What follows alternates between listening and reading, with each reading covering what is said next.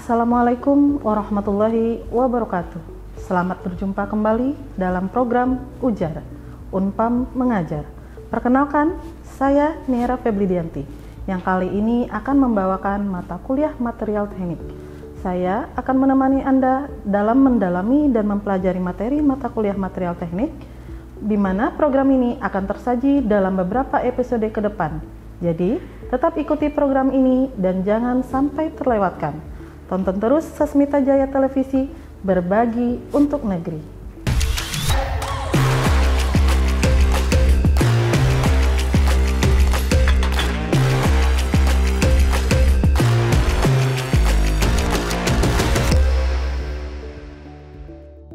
Pada pertemuan kali ini, kita akan membahas mengenai struktur kristal dan defek kristalografis, di mana terdapat 4 poin penting pada pokok bahasan ini. Yang pertama, konsep dasar dari struktur kristal dan jenis-jenis defek kristalografis yang terjadi pada material. Yang kedua, sifat-sifat fisis dan mekanis dari material. Yang ketiga, mengembangkan strategi untuk memperbaiki atau memperkuat material dengan defek-defek. Yang keempat, memecahkan masalah terkait dengan struktur kristal dan defek kristalografi pada material teknik. Apakah teman-teman sudah mengetahui mengenai struktur kristal dan defek kristalografi? Jika belum, mari kita bahas bersama. Struktur kristal adalah susunan reguler dan teratur dari atom, ion, atau molekul dalam kristal. Konsep dasar struktur kristal didasarkan pada pengertian bahwa suatu kristal terbentuk dari unit sel terkecil yang disebut dengan sel satuan atau unit sel, yang terdiri dari kelompok atom atau molekul yang berulang secara periodik dalam 3 dimensi. Kristal memiliki bentuk geometris yang teratur dan simetris, sehingga dapat dibedakan dari benda padat amorf yang tidak memiliki struktur kristal. Definisi dari kristal adalah benda padat yang terdiri dari partikel-partikel kecil, atom, ion, atau molekul yang tersusun dalam pola kristal yang teratur dan berulang dalam 3 dimensi. Kristal memiliki sifat-sifat khusus seperti kekerasan, kejernihan, dan konduktivitas yang berbeda dari benda padat amorf. Kristal memiliki struktur kristal yang khas, diidentifikasi berdasarkan pola geometris atau simetris kristalnya, yang dapat dinyatakan dalam bentuk titik, garis, bidang, atau kombinasi ketiganya. Dalam material teknik, pemahaman tentang konsep dasar struktur kristal dan definisi kristal sangat penting, karena sifat mekanis dan fisis material sangat tergantung pada struktur kristal dan defek kristalografi yang terjadi dalam material tersebut. Oleh karena itu, pemahaman yang kuat mengenai struktur kristal dan kristalografi sangat diperlukan dalam mengembangkan material teknik dengan sifat-sifat yang diinginkan. Struktur kristal adalah susunan reguler dan teratur dari atom, ion, atau molekul di dalam kristal. Ada beberapa jenis struktur kristal yang paling umum digunakan di dalam material teknik, antara lain, yang pertama, struktur kristal kubik, di mana struktur kristal kubik terdiri dari atom, ion, atau molekul yang tersusun dalam bentuk kubus. Struktur kristal ini memiliki 3 jenis, yaitu kubik sederhana, kubik pusat, dan kubik muka pusat. Yang kedua, struktur kristal tetragonal. Struktur kristal tetragonal terdiri dari atom, ion, atau molekul yang tersusun dalam bentuk balok dengan 2 sisi yang sama dengan sudut-sudutnya 90 derajat. Contoh material yang memiliki struktur kristal tetragonal adalah zirconia dan stannum. Yang ketiga, struktur kristal ortogonal. Struktur kristal ortogonal terdiri dari atom, ion, atau molekul yang tersusun dalam bentuk balok dengan 3 sisi paling tegak lurus. Contoh material yang memiliki struktur kristal ortogonal adalah magnesium dan barium. Yang keempat adalah struktur kristal heksagonal. Struktur kristal heksagonal terdiri dari atom, ion, atau molekul yang tersusun dalam bentuk heksagonal atau segi 6 sama sisi. Contoh material yang memiliki struktur kristal heksagonal adalah grafit dan berilium. Nah, selain 4 jenis struktur kristal di atas, ada juga jenis-jenis struktur kristal lainnya, seperti rhomohedron, trigonal, monoklinik, dan lain-lain. Setiap jenis struktur kristal ini memiliki sifat-sifat mekanik dan fisik yang berbeda-beda. Yang penting untuk Anda pahami dalam pengembangan material teknik dengan sifat-sifat yang diinginkan. Yang pertama, struktur kristal rhomohedral adalah struktur kristal terdiri dari atom, ion, atau molekul yang tersusun dalam bentuk segi enam dan tidak sama, di mana sudut-sudutnya tidak sama besar dan tidak sama dengan 90 derajat. Contoh material yang memiliki struktur kristal rhomohedral adalah kalsit dan korundum. Yang kedua, struktur kristal trigonal. Struktur kristal trigonal terdiri dari atom, ion, atau molekul yang tersusun dalam bentuk heksagonal atau segi enam sama, namun memiliki satu sumbu kristalografi yang lebih pendek atau lebih panjang. Contoh material yang memiliki struktur kristal trigonal adalah kalsit dan kuarsa. Yang ketiga, struktur kristal monoklinik. Nah, struktur kristal monoklinik ini terdiri dari atom, ion, atau molekul yang tersusun dalam bentuk balok, namun dengan dua sudut yang berbeda dan satu sumbu kristalografi yang lebih pendek atau lebih panjang. Contoh material yang memiliki struktur kristal monoklinik adalah garam dapur dan klasik. Baiklah teman-teman, untuk selanjutnya kita bahas sifat fisik dari struktur kristal. Sifat fisik dari struktur kristal bervariasi tergantung pada jenis struktur dan komposisi material. Beberapa sifat fisik yang dapat diamati pada struktur kristal antara lain, yang pertama adalah densitas. Densitas adalah massa persatuan volume dari material. Struktur kristal dengan jarak antar atom yang lebih pendek dan lebih padat cenderung memiliki densitas yang lebih tinggi. Sehingga contoh struktur kristal logam seperti emas, platina memiliki densitas yang lebih tinggi. Yang kedua, kekerasan. Kekerasan adalah resistensi material terhadap deformasi plastik atau penyayatan. Struktur kristal dengan ikatan atom yang lebih kuat dan lebih rapat cenderung memiliki kekerasan yang lebih tinggi. Sebagai contoh, intan memiliki struktur kristal kubik dan merupakan salah satu bahan yang paling keras. Yang ketiga, konduktivitas termal. Konduktivitas termal adalah kemampuan material untuk menghantar panas. Struktur kristal dengan ikatan atom yang lebih kuat dan lebih rapat cenderung memiliki konduktivitas termal yang lebih tinggi. Sebagai contoh, logam seperti tembaga, aluminium yang memiliki konduktivitas termal yang tinggi karena struktur kristalnya mereka yang padat.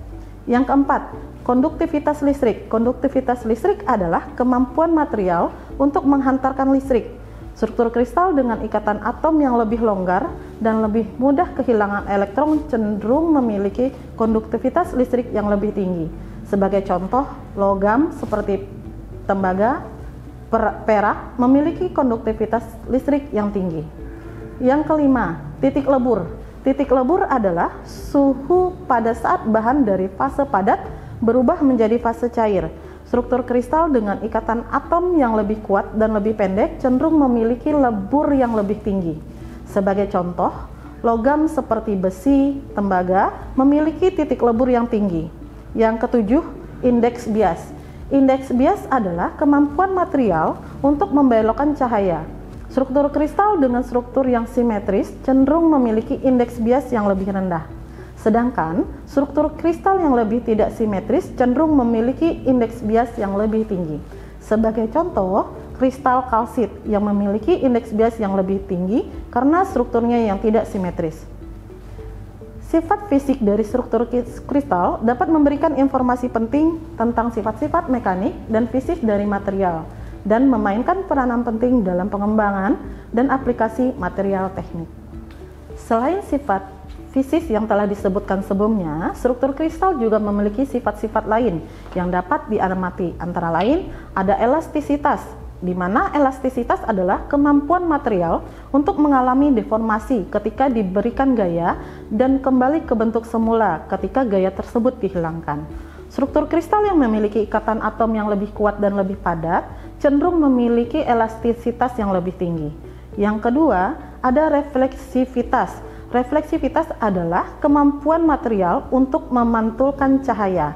Struktur kristal yang memiliki permukaan yang lebih halus cenderung memiliki reflektivitas yang lebih tinggi. Sebagai contoh, kristal berlian yang memiliki refleksivitas yang sangat tinggi karena permukaannya yang sangat halus.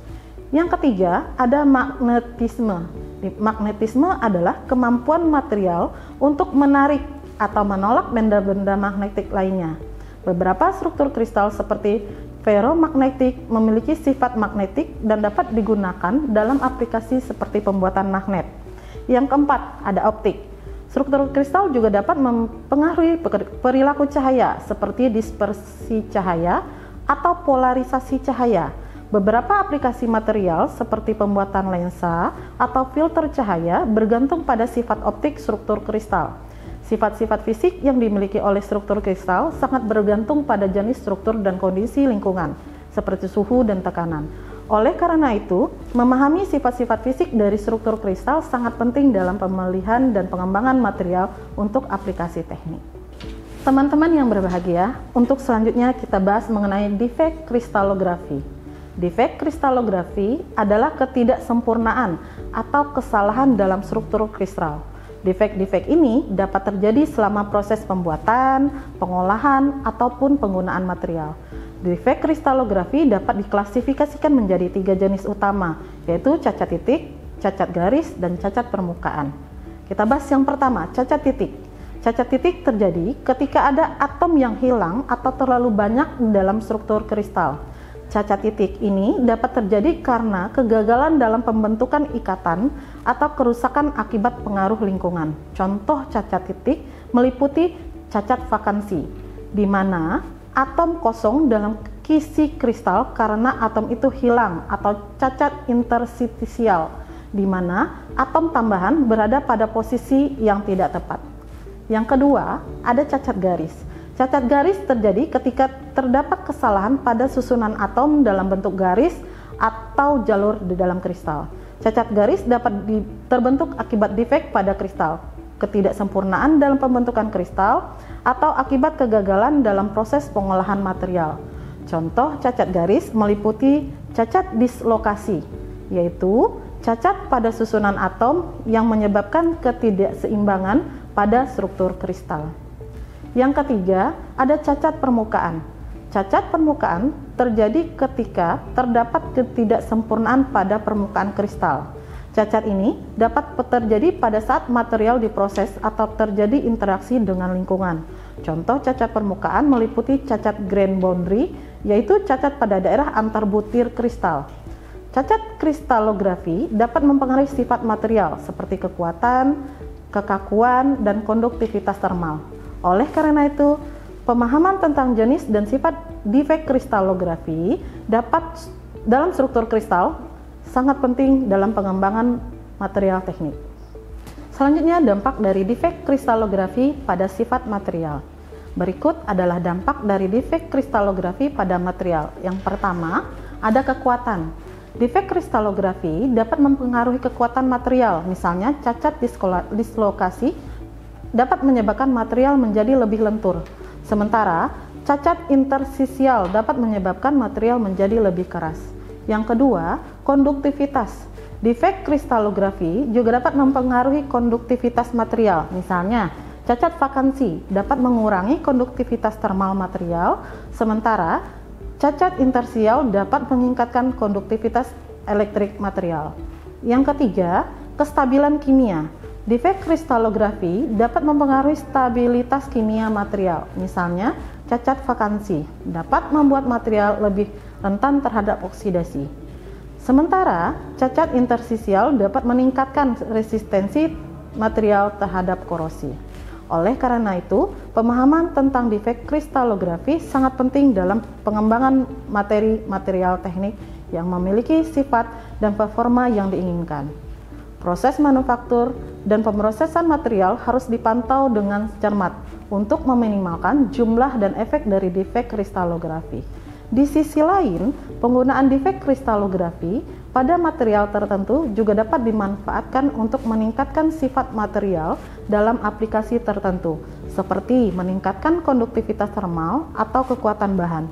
Cara mengidentifikasi defek kristalografi, untuk mengidentifikasinya ini yang digunakan dalam kehidupan sehari-hari, terdapat beberapa cara, antara lain Yang pertama, menggunakan mikroskop elektron. Yang kedua, menggunakan spektroskopi inframerah. Yang ketiga, menggunakan spektroskopi Raman. Dan yang keempat, menggunakan X-ray diffraction atau XRD. Nah, setelah defek di kristalografi teridentifikasi, langkah selanjutnya adalah mengembangkan strategi untuk memperbaiki atau memperkuat material dengan defek tersebut. Beberapa strategi yang dapat dilakukan antara lain, yang pertama, perlakuan panas. Perlakuan panas dapat digunakan untuk menghilangkan cacat titik dan cacat garis dengan meningkatkan gerakan atom pada sisi kristal. Yang kedua, pengecoran. Teknik pengecoran dapat digunakan untuk mengurangi keberadaan cacat garis pada material dengan mengurangi kecepatan pendinginan. Yang ketiga, pengendapan kimia, di mana teknik pengendapan kimia dapat digunakan untuk mengembangkan struktur kristal yang lebih baik dengan mengurangi keberadaan cacat permukaan. Yang keempat, penambahan bahan lain. Penambahan bahan lain pada material dapat meningkatkan kekuatan material dengan mengurangi keberadaan cacat kristalografi atau memanfaatkan cacat kristalografi untuk meningkatkan sifat material. Dalam pengembangan identifikasi defek kristalografi dan pengembangan strategi untuk memperbaiki atau memperkuat material dengan defek tersebut sangat penting untuk memastikan material memiliki sifat dan performa yang diinginkan.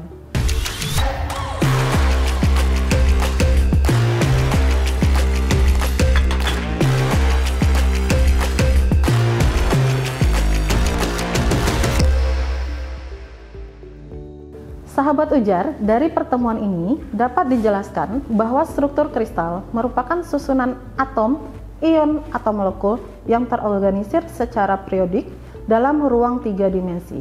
Karakteristik struktur kristal ditentukan oleh parameter kisi seperti panjang sisi, sudut antar sumbu, serta jenis sistem kristal seperti kubik, heksagonal, atau tetragonal. Struktur ini menjadi dasar sebagai sifat material termasuk kekerasan, kerapatan, konduktivitas listrik, dan termal. Namun, tidak semua material kristal sempurna. Sebagian besar mengandung cacat atau defek kristalografi yang mempengaruhi sifat fisiknya. Defek kristal ini dibagi menjadi beberapa jenis. Yang pertama, defek titik seperti kekosongan atau vakansi, atom antar ruang, intersial atau substitusi. Defek linier merupakan dislokasi yang mengubah orientasi susunan atom lokal. Sedangkan defek area seperti batas butiran atau grain boundary atau lapisan antarmuka. Defek-defek ini dapat memperkuat atau melemahkan material tergantung pada penggunaannya. Misalnya, meningkatkan kekuatan mekanik melalui pengerasan regangan atau justru menurunkan kinerja melalui keretakan mikro, di mana secara keseluruhan pemahaman tentang struktur kristal dan defek kristalografi memberikan wawasan mendalam untuk merekayasa material dengan sifat yang diinginkan dan mendukung kemajuan teknologi di bidang elektronik, metalurgi, dan rekayasa material. Demikianlah tadi pemaparan mengenai struktur kristal dan defek kristalografi. Tetap semangat belajar, semoga semua selalu diberikan kebahagiaan dan tetap menjaga kesehatan. Terima kasih telah menyimak pembelajaran kali ini. Semoga informasi yang saya bagikan bermanfaat untuk teman-teman. Jangan lupa untuk terus belajar dan berkembang. Sampai jumpa di episode selanjutnya. Salam Ujar. Assalamualaikum warahmatullahi wabarakatuh.